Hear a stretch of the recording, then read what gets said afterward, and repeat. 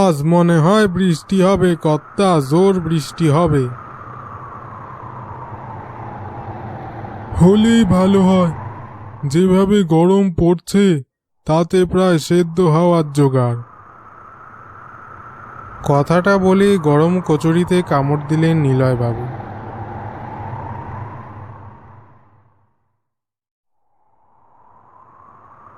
দীর্ঘ কয়েক সপ্তাহ পর আজ আকাশটা একটু মেঘলা করেছে।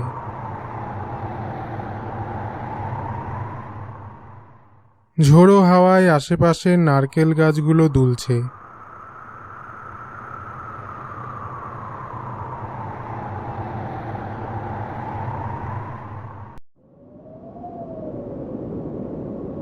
সোনাতলি গ্রাম হলেও এখানে শহরের ছোঁয়া আছে, তাই একে আধা শহর আধা গ্রাম বলা যায়।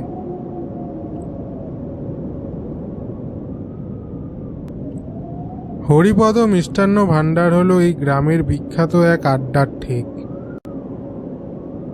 সন্ধ্যের পর গ্রামের প্রবীণ জোয়ান সকলে একসাথে এখানে আড্ডা দেয়।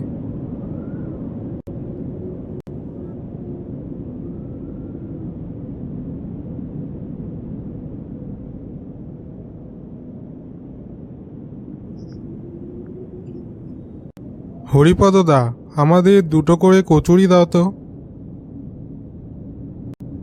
এক্ষুনি দিচ্ছি, আপনারা বসুন।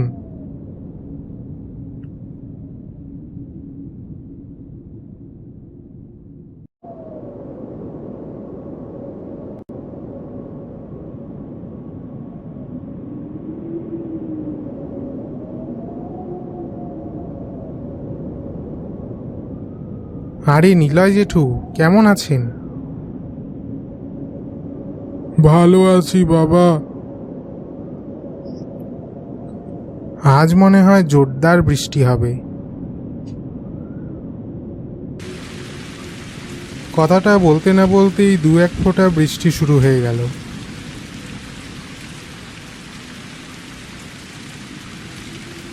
যা, কারেন্টটা চলে গেল।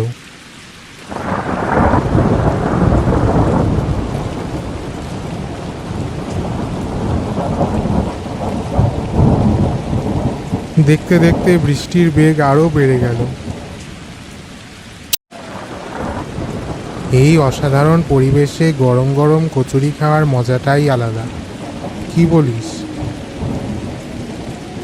হ্যাঁ, তা ঠিক, কিন্তু সাথে যদি একটু ভূতের গল্প শোনা যেত তাহলে মজাটা মনে হয় আরও বেড়ে যেত। তোমরা যদি চাও আমি তাহলে একটা গল্প শোনাতে পারি।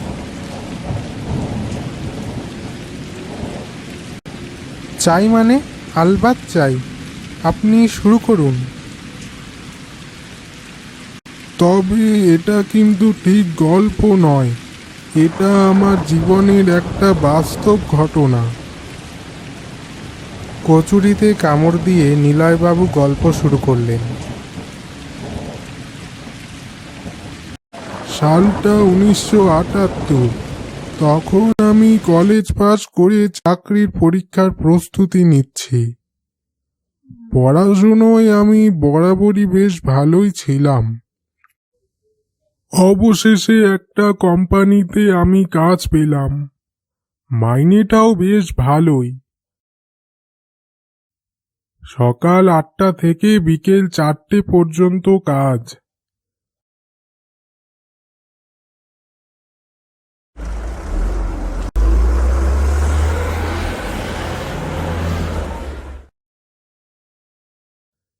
একদিন অফিসে কাজ বেশি থাকায় আমার বাড়ি ফিরতে রাত হয়ে যায়। তখন গ্রামে আসার শেষ বাস ছিল সন্ধ্যা 7টা।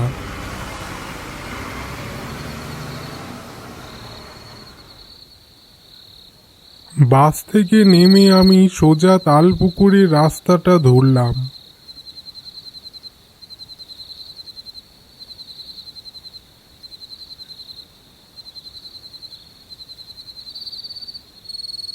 দিনের বেলা এদিক দিয়ে লোক যাওয়া আসা করলেও বিকেলের পর বিশেষ প্রয়োজন না পড়লে লোকে সেদিকটা এড়িয়েই চলতো।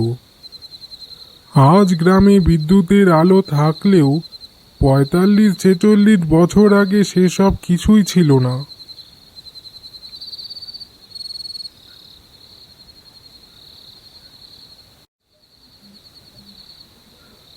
আমি যথারীতি হাতে টর্চ নিয়ে হেঁটে চলেছি। রাত তখন 8:30 কি 9টা হবে। আশেপাশে ঝোপ জঙ্গল থেকে ঝিঝি পোকার ডাক ভেসে আসছে।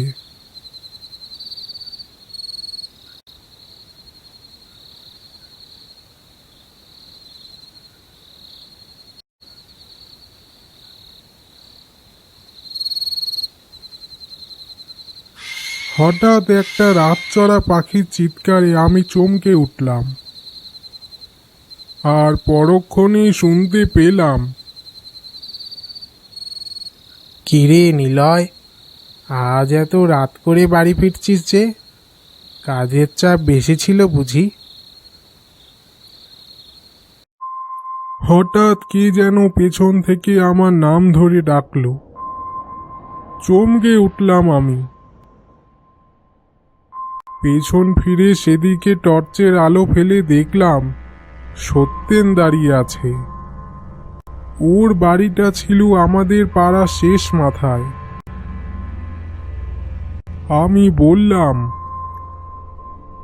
এত রাতে তুই এখানে কি করছিস? এই একটু কাজ ছিল। এত রাতে এই জঙ্গলে ওর কি কাজ ছিল আমি ঠিক বুঝলাম না। মনে মনে ভাবলাম, যাক ভালোই হলো, কাউকে তো পেলাম। আমি বললাম, চল তাহলে একসাথেই যাই।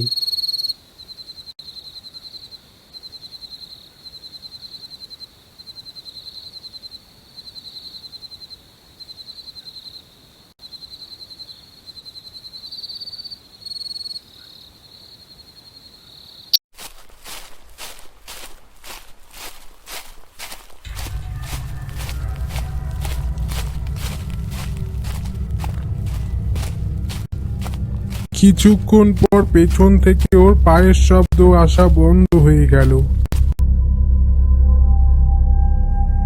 পেছনে ফিরে দেখলাম সেখানে কেউ নেই। ভাবলাম সত্যেন হয়তো অন্য পথ ধরে চলে গেছে।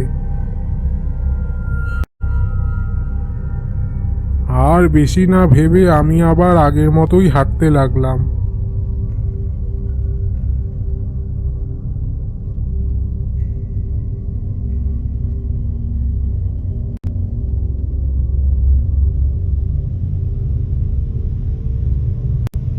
হঠাৎ আমার সারা শরীরটা কেঁপে উঠল।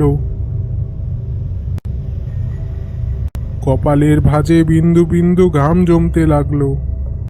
শরীরটা বরফের মতন ঠান্ডা হয়ে গেল। সত্যেন তো আজ থেকে প্রায় 2 মাস আগে মারা গেছে। আমার মাথা ঘুরতে শুরু করলো। আমি কাকে দেখলাম? পাগলের মতন ছুটতে শুরু করলাম।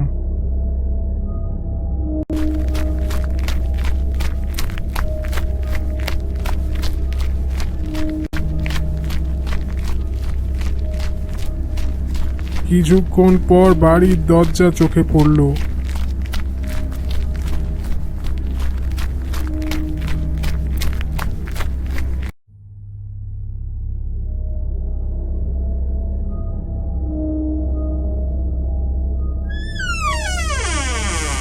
দরজা খুলে বাবা বলল, কিরে, তোর আজ ফিরতে এত দেরি হলো যে?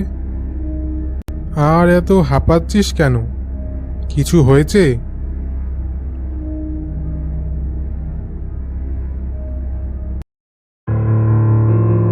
এরপর আমি সব কথা খুলে বললাম।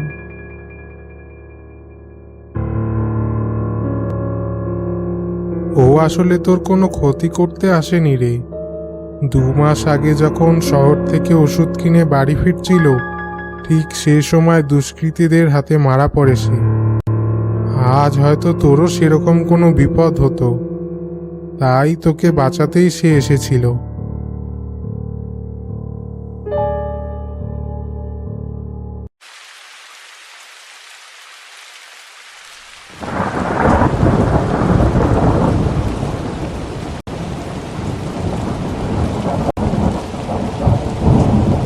গল্প শেষ করে নিলয়বাবু বললেন, আমরা সবাই ভাবি ভূত প্রেত শুধু মানুষের ক্ষতি করতে পারে, কিন্তু সত্যেন তা প্রমাণ করে দিল যে তারা খারাপ নয়।